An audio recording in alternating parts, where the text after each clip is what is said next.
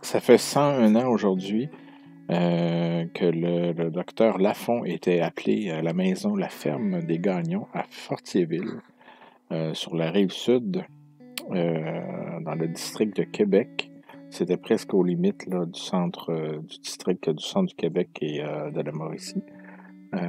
Donc, le docteur Lafont arrive de la ferme des Gagnons et pour constater qu'une fillette de 10 ans qui s'appelait Aurore Gagnon était plongée dans un coma et lui, évidemment, a su qu'il lui restait plus beaucoup de temps là, à vivre. Il savait qu'il n'y avait plus rien à faire. Donc, vers 19 heures le même soir, Aurore est décédée des suites de ses blessures. Parce qu'on comprend, on connaît l'histoire, je n'ai pas besoin de la répéter. On connaît du moins les grandes lignes. Les détails, ça, c'est autre chose. Mais les grandes lignes, c'est qu'elle avait porté plusieurs blessures.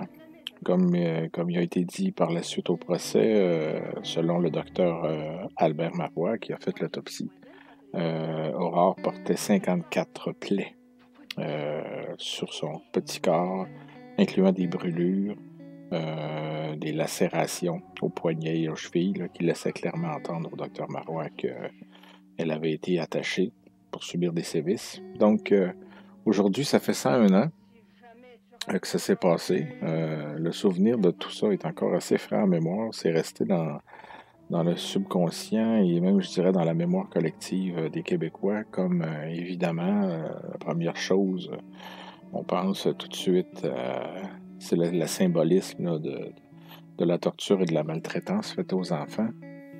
On l'a vu d'ailleurs il y a un petit peu plus d'un an, en 2019, avec ce qui est arrivé à Granby. Sur une autre histoire, il y avait des similitudes à faire, dans le sens que la petite victime de Granby était sensiblement du même âge qu'Aurore, qu'elle a subi des sévices aussi sur une longue période, et que la présumée responsable, disons-le comme ça, parce que le procès n'a pas eu lieu encore, la présumée responsable était sa belle-mère, donc c'était pas sa mère biologique. Donc il y avait des liens à faire avec ça. Les liens là, s'arrêtent là parce que je connais pas les détails puis je veux pas rentrer dans les détails de ça. Mais ce que je veux dire, c'est qu'aussitôt que c'est arrivé à Granby, on a tout de suite fait des liens avec l'affaire Aurore et comme j'avais écrit mon livre là, sur le procès, ça m'a valu d'ailleurs d'être réinvité à l'émission de Denis Lévesque à l'époque là, pour commenter tout ça. C'est sûr qu'on peut pas passer à côté. C'est quand même Aurore Gagnon et on la surnomme aussi l'enfant martyr.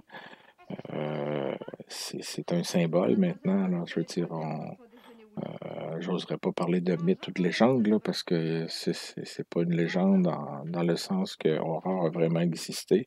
Et avec le livre que j'ai publié qui est basé sur le procès, que je raconte le procès, donc qui existe dans les archives. Euh, c'est euh, c'est vrai, puis on peut reconstituer le crime dans ses moindres détails, en tout cas dans plusieurs détails. Il y a toujours des choses il faut l'admettre, là, comme tout bon scientifique. Il y a des choses qu'on ne saura pas, mais au procès, on en a su suffisamment pour condamner Marianne Hood. Et c'est ça, aujourd'hui, je voulais souligner ce triste anniversaire-là. Parce que depuis que j'ai travaillé sur le dossier, d'avoir les mains vraiment dans les archives, les gens réalisent peut-être plus maintenant à l'ère numérique, parce que tout est électronique. Il y a beaucoup il y a un aspect artificiel dans ça. Mais les procès, quand on veut se donner la peine pour reconstituer les faits judiciaires, les dossiers judiciaires, ben, ils sont préservés encore en papier. Parce qu'il y en a qui m'ont déjà demandé pourquoi on numérise pas tout ça. Premièrement, il y a une question de coût, parce que ça prend du personnel pour numériser tout ça. Deuxièmement, l'intérêt n'est pas toujours là, malheureusement, parce qu'on préfère, dans notre société d'aujourd'hui, peut-être s'orienter vers des éditeurs de contenu ou des journalistes ou des auteurs quelconques qui préfèrent ressasser, faire une recherche, mais plutôt sommaire. qui ne se donnent pas la peine d'aller dans les archives. Donc, on ne voit pas l'intérêt, alors que pourtant, l'intérêt de l'authenticité est vraiment d'or dans nos archives, en version papier encore. Et je dirais que l'autre raison, ben, c'est parce que c'est l'ampleur de la tâche. Là, les gens ne réalisent pas. Il faut vraiment mettre les pieds dans une voûte d'archives pour comprendre que, en fin de compte, juste seulement avec ce qui est le judiciaire au Québec, que ça représente des kilomètres linéaires. Ça veut dire que si vous mettez vos papiers, deux feuilles côte à côte, là, ça représente quoi, deux feuilles? C'est même pas 1 millimètre. Donc, si vous mettez tout ça côte à côte, ben, on en a pour... j'oserais pas avancer un chiffre, il faudrait que je me remette à jour parce que ça change ça augmente, c'est-à-dire tout le temps, d'année en année. Mais c'est ça, on parle de plusieurs kilomètres de mètres linéaires. Donc, ça peut peut-être vous aider à réaliser tout ça. Donc, c'est beaucoup de lecture. La numérisation, ben, c'est ça. Tout ne peut pas être numérisé non plus. Il y a des objets dans ça qui, euh, qui sont encore là aussi. Donc, puis il y a le plaisir aussi de fouiller dans le papier.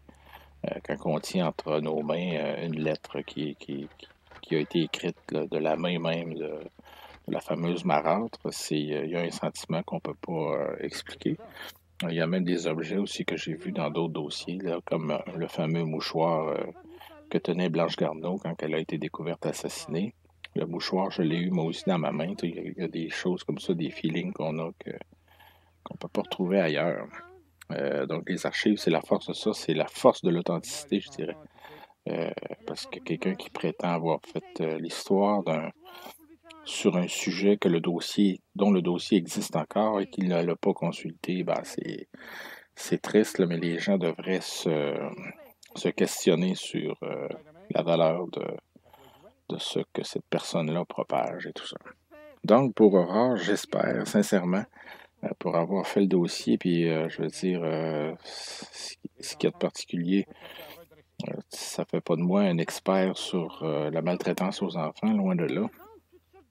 Mais c'est sûr que quand on va à fond dans un dossier comme ça, on cherche toujours à comprendre. Moi, en tout cas, c'est mon instinct et tout ça. Euh, mais il y a toujours une part, évidemment, d'incompréhension.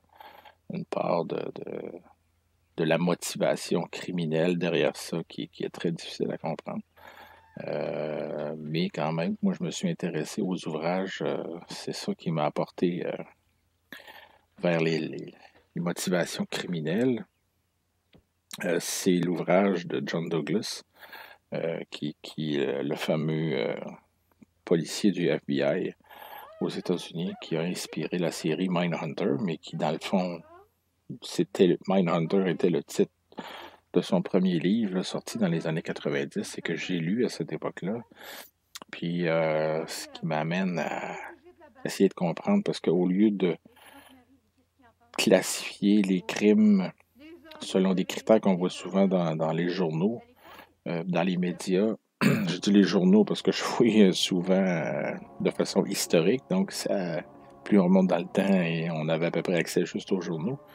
Mais dans les médias en général, aujourd'hui, on entend souvent des crimes passionnels, des expressions comme ça. Donc, c'est des expressions qu'on ne devrait pas utiliser parce que c'est imprécis, c'est péjoratif aussi, puis ça met le public dans l'erreur. Donc, pour ce qui est d'Aurore Gagnon, j'ai voulu un peu comprendre, puis tu sais, des fois des lectures à gauche, à droite, là, même si mon livre est terminé et publié depuis 2016, ben, les recherches, peut-être pas aussi intensives, mais je veux dire, on reste à l'affût quand même de ce qui peut se produire. Et évidemment, c'est un domaine vaste, la criminologie et les faits judiciaires. Donc, c'est tellement vaste que moi, j'ai pas le temps de tout lire ce qui se fait sur le sujet. Et j'ai encore moins le temps de lire de la littérature tout court, des romans et tout ça. J'ai rien contre ça, évidemment, c'est pas ça que je veux dire, mais souvent on manque de temps et voilà. Mais par contre, j'en suis arrivé à certaines idées là, en partant du Crime Classification Manual, la troisième édition, ce que j'appelle souvent le CCM3. dont l'un des auteurs est justement John Douglas. Et en partant de là, j'ai voulu comprendre. Lui, il divise ces choses en classes et je vais vous le montrer dans un PowerPoint là, qui suit la catégorie des filicides. Filicides qui sont des homicides, c'est-à-dire des enfants qui sont assassinés par leurs propres parents. Donc, avec ça, des fois, ça peut nous aider à comprendre. C'est sûr que quand on cherche à comprendre comme ça, la classification, je pense, c'est juste une première étape. C'est un amorce, si on veut, dans la compréhension. Un peu comme les travaux de Douglas ont permis de dresser des profils. Lui, c'est sûr qu'il est surtout connu pour ce qui est des tueurs en série. Euh, mais il a quand même résolu des crimes euh, avec sa technique. Dans le sens qu'il comprenait tellement la psychologie des tueurs et tout ça que ça a permis de faire un certain profilage et des fois d'orienter les enquêtes, d'exclure des suspects avec qui, par exemple, la police perdait son temps pour se concentrer sur d'autres et faire déboucher, débloquer des trucs. Alors là, je vais vous montrer mon fameux, juste pour vous partager ça aujourd'hui, toujours en restant dans l'esprit du triste anniversaire d'aujourd'hui. On essaie de comprendre pourquoi, surtout qu'est-ce qui motive, c'est quoi les motivations derrière ceux qui tuent leurs enfants.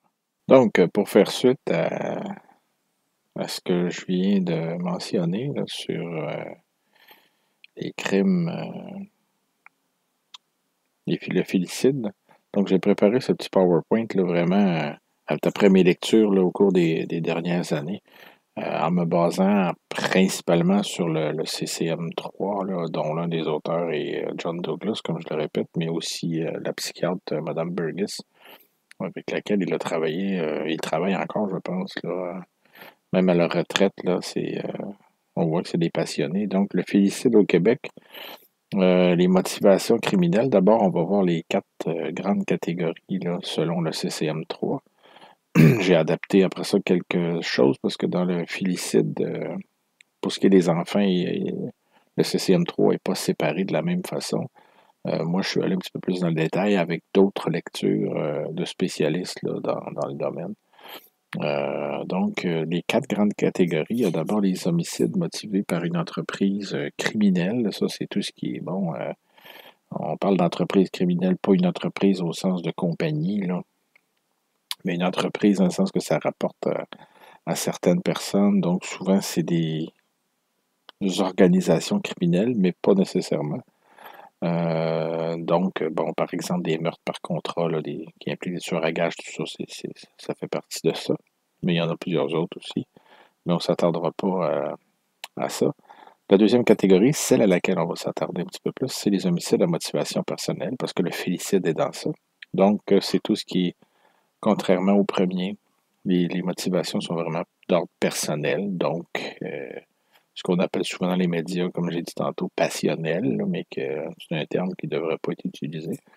Mais bon, ça peut être la colère, ça peut être, c'est des raisons vraiment plus ancrées dans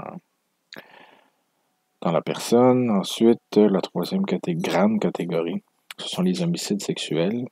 Pour sans rentrer dans les détails, évidemment, la plupart des tueurs en série qui sont pas en totalité, mais presque là, à caractère sexuel, font partie de cette catégorie-là, par exemple. Et ensuite, finalement, les homicides cautionnés par un groupe. Ça peut être, par exemple, un groupe qui se motive à tuer quelqu'un. Les événements au Capitole américain récemment, c'est-à-dire en janvier, là, avec le départ de Donald Trump, peut faire partie de ça, par exemple. Mais on n'entre pas dans les détails. Hein. Donc, le filicide fait partie des homicides à motivation personnelle. C'est une sous-division des homicides domestiques. Moi, c'est là que je l'ai placé parce que le CCM3 parle des homicides domestiques, mais il ne sépare pas Le félicide ensuite en quatre catégories, comme nous allons le voir, là, que moi j'ai fait parce qu'il y avait des différences pour justifier ces quatre catégories. Donc, juste pour faire un parallèle rapide, les homicides domestiques, c'est des homicides qui sont commis entre des personnes qui habitent ensemble ou qui habitaient ensemble. Donc, parfois, ça peut être un mari, par exemple, qui va tuer sa conjointe, mais après avoir été séparé pendant 6 mois, un an, il retourne à l'appartement, puis il commet son crime. Ça, c'est des choses qui peuvent arriver. Ou des meurtres à l'intérieur même d'une maison, là. Un fils qui assassine son père, un mari, sa femme, bon, tout ça. Évidemment, on aura compris que le félicide fait partie de ça. La définition, c'est un enfant qui est assassiné par l'un de ses parents. Et puis, je dis bien, on utilise ici le mot parent euh, dans le sens plus large, parce que ça peut être le parent biologique ou non biologique. Comme c'est le cas, par exemple, dans le cas d'Aurore Gagnon, qui a été vraiment tué par sa belle-mère. Donc, pour le félicide, les spécialistes ont constaté cinq grandes catégories générales pour expliquer le geste des parents félicides. Donc, il y a la correction physique fatale. Ça, on peut résumer ça dans le sens que c'est des parents qui, bon, on a compris que c'est des parents qui sont maltraitants, euh, puis ils corrigent souvent leurs enfants, mais de façon excessive. Eux autres, ils voient ça, évidemment, autrement que les gens dits normaux. C'est des parents donc qui sont habitués de corriger sévèrement leurs enfants, même violemment. Alors, voilà, c'est la principale motivation, c'est la correction physique. Ensuite, il y en a qui agissent aussi par représailles envers le conjoint ou la conjointe. Vous aurez compris encore là, c'est comme une vengeance, dans le fond, là, suite, par exemple, à une séparation ou autre raison. Il y a l'enfant non désiré, qui peut aussi être un motif. Et évidemment, quand je parle de motif, c'est pas synonyme de justifier, là. Par altruisme, évidemment, le mot altruisme est généralement pas utilisé dans des cas de violence et tout ça, mais quand on dit l'homicide par altruisme, c'est un parent agresseur qui croit, lui, dans sa tête ou dans son, je dirais pas folie, là, mais dans son délire personnel, là, que l'enfant, c'est mieux pour l'enfant, mettons, qui meurt au lieu de connaître un monde épouvantable. Bon, ils se font des idées, tout ça. Et quand c'est cette motivation-là qui est impliquée, ben, généralement, c'est accompagné du suicide ou d'une tentative de suicide. Et ici, j'ai marqué la mère parce que généralement, ben, c'est par altruisme, c'est les mères qui commettent ces homicides-là. Ces filicides-là, pardon. Et il y a aussi la cinquième motivation, la plus remarquée, c'est la présence de psychose, tout simplement, chez le parent qui commet le crime. Euh, les principales catégories maintenant des parents, là, c'est séparé en quatre catégories de félicide. Il y a le félicide commis par un père maltraitant, le félicide commis par une mère maltraitante, le félicide commis par un père non maltraitant et finalement par une mère non maltraitante. Donc, il y a comme deux catégories. Il y a les parents maltraitants, c'est-à-dire qui sont habitués de maltraiter l'enfant qui est la victime de l'homicide. Donc, dans le cas d'Aurore, ça s'applique. Ça semble aussi s'appliquer dans le cas de d'autres cas qu'on connaît de façon médiatique. Mais il y a aussi les parents. C'est différent là, du père ou de la mère. Là. Les mots semblent, en tout cas dans certains cas, des fois c'est plus marqué. On va le voir un peu. Là. Mais il y a aussi les parents non maltraitants qui décident de tuer leurs enfants d'un coup sec. Première catégorie de félicide, c'est le père maltraitant. Donc, le père maltraitant, ce qui le caractérise, c'est que dans 93% des cas, ils ne font qu'une seule victime. Ça s'expliquerait dans le sens qu'ils sont habitués de maltraiter leurs enfants. Et donc, ils maltraitent leurs enfants, mais sans nécessairement avoir la préméditation de les tuer. Ils n'ont pas pensé nécessairement à les tuer, mais à un moment donné, ça dégénère, puis bon, ça devient un homicide. Donc, ce qui nous amène à l'autre catégorie, dans 60% des cas, ce sont des féminicides qui ont été causés par un abus physique fatal. Donc, c'était l'abus physique qui était la plus violente que d'habitude, ce que les spécialistes appellent la correction de trop. Donc, voilà. Puis, dans 60% des cas aussi, pour cette catégorie-là, il y avait déjà de la violence conjugale de présent.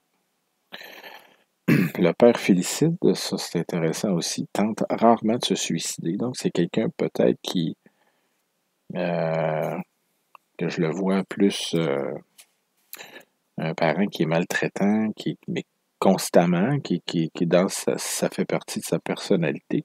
Donc, pour lui, quand l'homicide survient, ça le débalance pas nécessairement, puis étant donné que ça n'a pas été prémédité non plus, là, ça rentre en ligne de compte dans ça. Puis les autres motivations principales, il y a l'abus physique fatal, comme on l'a dit, ou la jalousie envers l'enfant, ce que certains spécialistes appellent la discipline tyrannique. Donc, il y en a qui sont tout simplement jaloux de leurs propres enfants. Ce qui est intéressant aussi à remarquer, c'est que ces hommes, ces pères maltraitants, ne tuent jamais par altruisme. Donc, c'est une motivation qui n'existe pas dans cette catégorie. Ensuite, toujours en restant avec les parents maltraitants, il y a la mère maltraitante qui, elle, se démarque plus. Elle va faire une seule victime dans 100% des cas. Donc, c'est jamais arrivé qu'une mère maltraitante fasse plus que 2 victimes, comme je le disais tantôt un peu comme pour les pères. Dans le cas d'Aurore Gagnon, par exemple, elle pouvait aussi maltraiter d'autres enfants, mais on ne sait pas, officiellement en tout cas, on ne sait pas pourquoi elle s'est acharnée plus sur Aurore, mais c'est pas le genre de crime dans le sens, comment j'expliquerais, que si à un moment donné, elle est habituée de la maltraiter, et puis que là survient l'homicide, l'enfant meurt, ben, il n'ira pas se mettre à tuer tous les autres enfants pour continuer, là. Tu sais, c'est pas du félicide en série. En tout cas, moi, je connais aucun cas, là, pour l'instant.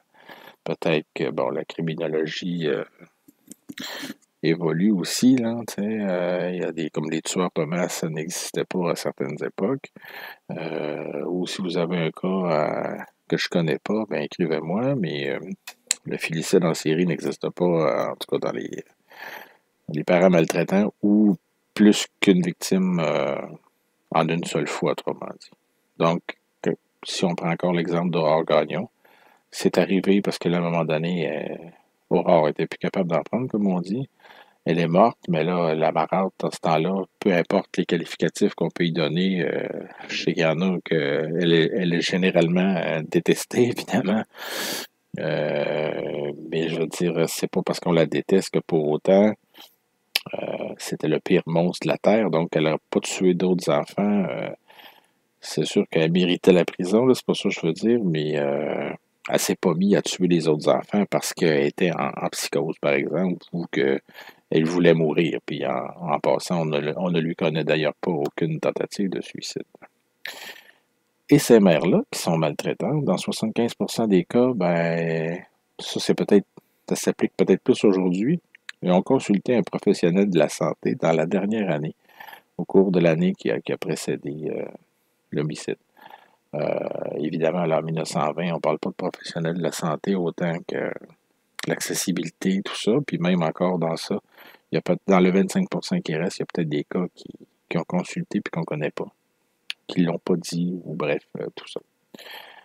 Dans 50% des cas, là, c'est sûr, c'est une chance sur deux, fait que ça devient moins important, moins caractéristique, si on veut. Bon, ils ont vécu une séparation au cours de l'année précédente. Donc, ça peut être une motivation quand même importante, là, une sur deux. Ça peut être l'élément déclencheur, au fond. Très peu tentent de se suicider, comme je l'ai dit tantôt, dans les mères maltraitantes. C'est un peu comme les pères, ça fait partie d'eux. C'est triste à dire, là, peut-être.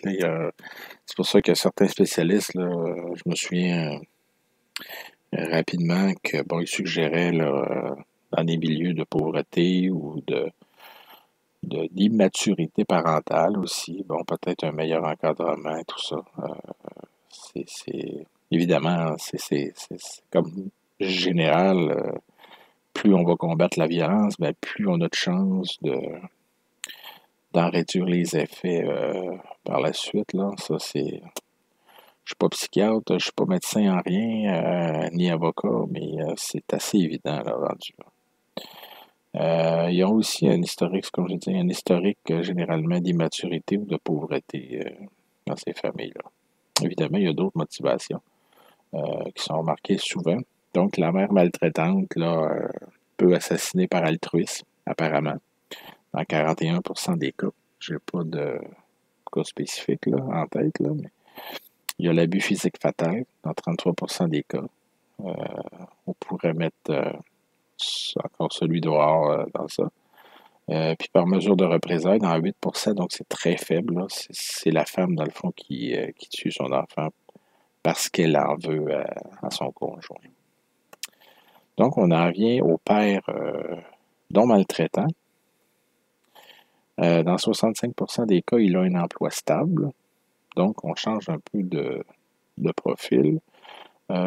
Ces pères-là tentent aussi de tuer leur conjoint dans 80% des cas, ce qui n'est pas le cas dans les pères maltraitants.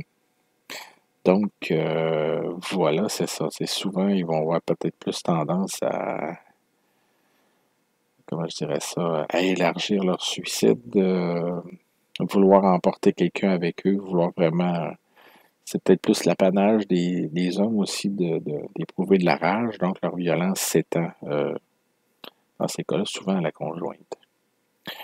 Ces hommes-là aussi, contrairement au premier qu'on a vu tantôt, dans 71% des cas, ils vont tuer 2 enfants ou plus. Donc, c'est ça, ils ont tendance à plus emporter de gens avec eux, c'est ça, c'est difficile d'expliquer la motivation dans les détails, là, tant qu'on n'est pas dans leur tête. Il y a présence de violence conjugale aussi dans un petit peu plus que 50% des cas. Et il y a d'autres motivations principales, donc par exemple par représailles, pour se venger de la conjointe, par exemple, qui aurait pu les tromper ou se séparer ou s'émanciper, bon, tout ça. Et par altruisme, apparemment, dans 23% des cas, il y a des pères qui tuent pour, bon, eux autres, pour eux, c'est une bonne intention parce qu'ils veulent sauver leur enfant de certains problèmes de la vie. Mais bon, c'est souvent des visions très, très pessimistes de la société ou de la vie en général, malheureusement. Et on aura compris que sont susceptibles de commettre. C'est les hommes, dans le fond, qui commettent des familicides. Pour donner l'exemple d'Andrew Day que j'ai mis en parenthèse, c'est un cas qui remonte quand même assez loin, là, en 1929, mais quand même qui est très typique, qui s'est passé à Trois-Rivières. Donc, lui, c'était un père qui n'était pas maltraitant, même ce que les comptes rendus ont révélé là-dessus, c'est qu'il gâtait ses enfants et en prenait vraiment soin, tout ça. Il faisait même le ménage dans la maison à une époque où c'était pas ça du tout. Pour les hommes, je parle. Et puis, du jour au lendemain, ben, il a tué sa femme et ses 7 fils, ses 7 enfants. Donc, un octuple meurtre, 8 meurtres. Et il a même tenté de se suicider. Lui voulant finir, finalement emporter toute sa famille avec lui. Donc, quand les hommes frappent, normalement, c'est évidemment de façon plus violente. Il y aurait certainement des études à faire pour comprendre encore mieux tout ça, évidemment, puisque le féminicide, c'est quelque chose de très triste, bon, qui ne devrait jamais arriver, évidemment. Mais voilà. Finalement, on en vient à la mère qui est non maltraitante. Aucun cas qui implique le meurtre du conjoint, ça, faut le rappeler. Eux autres, les mères non maltraitantes, ne cherchent pas à tuer leur conjoint. Donc, il n'y a aucun cas connu de femmes de femmes filicides, je parle, qui ont tué au moins un enfant, qui veulent aussi tuer leur conjoint. Dans 75% des cas, pardon, elles sont dépendantes financièrement. Ça peut être intéressant à voir comme situation. Il y a présence de violence conjugale seulement dans 15% des cas. Donc, on voit que c'est pas un milieu nécessairement violent, là, les milieux qui sont non maltraitants. Donc, c'est pas ça qui est marquant. Donc, ça, justement, ça se démarque des parents qui sont plutôt maltraitants. Donc, c'est pas la violence conjugale qui pourrait expliquer ça, par exemple. Ensuite, souvent, j'ai pas les chiffres là, mais les femmes non maltraitantes, après avoir tué un ou deux enfants, vont tenter de se suicider. J'ai des cas en tête, là, mais j'ai pas les noms malheureusement, mais vous en avez certainement. Ben, par exemple, j'ai oublié de le mentionner, mais les pères non maltraitants, juste avant, on a Guy Turcotte, là, l'affaire Guy Turcotte dans les dernières années, par exemple, qui en 2009 a tenté de se suicider et a tué ses deux enfants aussi.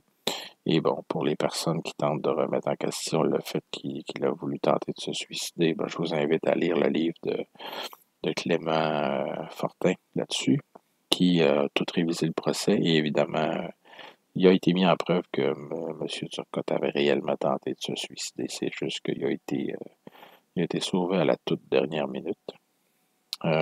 Pour revenir à nos mères non maltraitantes, dans la majorité de ces homicides-là, ben, c'est commis à la maison. Il y a d'autres motivations aussi. Dans les motivations principales, il y a l'altruisme dans presque 40% des cas. Donc, c'est plus les mères peut-être qui utilisent cette motivation-là. Les mères ont peut-être plus tendance à vouloir. Mais là, à ce moment-là, c'est sûr que ce sont des mères qui sont un peu déconnectées de la réalité, qui veulent, qui veulent tuer leurs enfants pour leur bien, dans le fond, pour leur éviter des souffrances de la vie. Donc, c'est des personnes, évidemment, qui décident pour leur enfant, malheureusement, qui décident de leur vie. Puis qui décident aussi leur que leur interprétation de la société ou de la vie en général est la bonne. Euh, Ça aussi, c'est malheureux. Peut-être que d'autres situations auraient fait en sorte que ça se serait terminé autrement. Donc, pour terminer, je dirais qu'il est important de garder Aurore Gagnon en mémoire quelque part dans un souvenir qu'on utilise à l'occasion comme symbole. Parce que dans mon livre, évidemment, j'ai écorché quelques personnes au passage, mais c'était pas de, il n'y avait rien de personnel. C'était pour établir les faits par rapport au procès.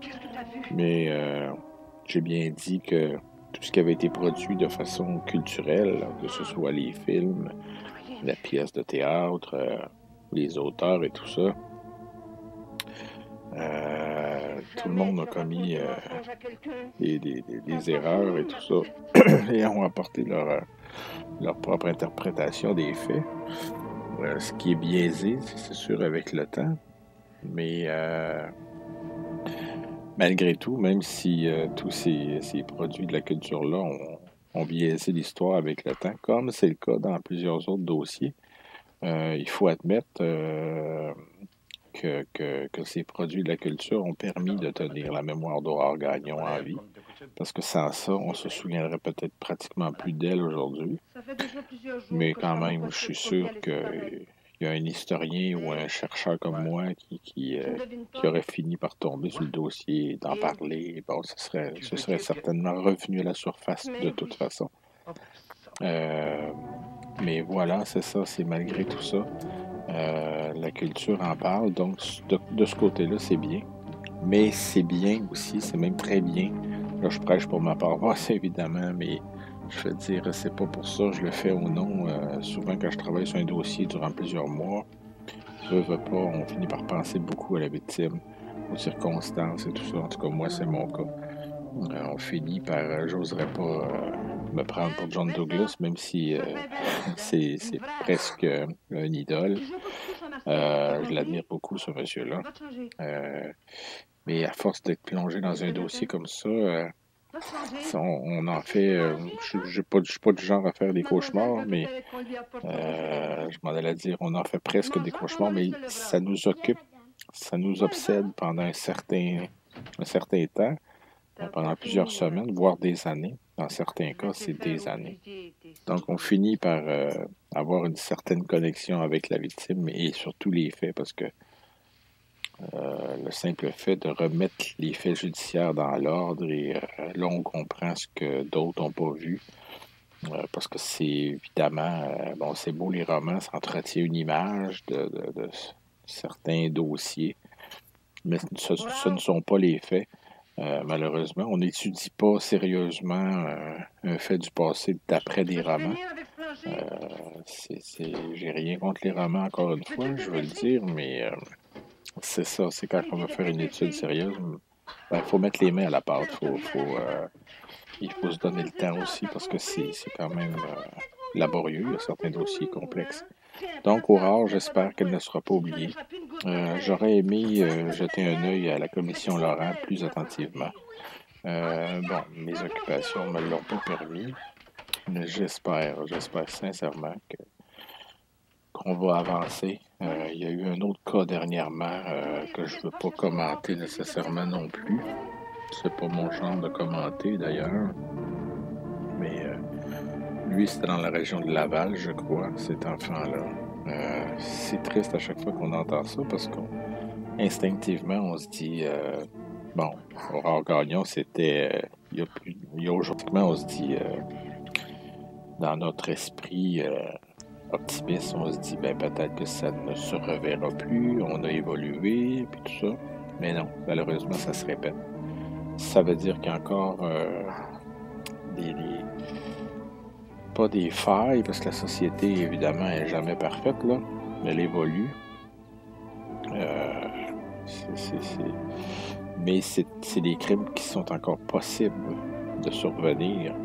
On s'en rend compte maintenant aujourd'hui. Donc, ça veut dire que il y a des gens qui vivent un peu en vase clos. Tout ça, évidemment, avec la pandémie de la COVID-19, ça n'a certainement pas aidé certains enfants qui sont restés prisonniers de parents maltraitants, par exemple. Euh, c'est surprenant qu'on n'ait pas vu plus de cas d'homicide. Je ne sais pas si les statistiques, à un moment donné, vont nous être transmis de façon transparente pour voir les différences entre avant COVID et tout ça. Mais bon, voilà. Merci. Au revoir.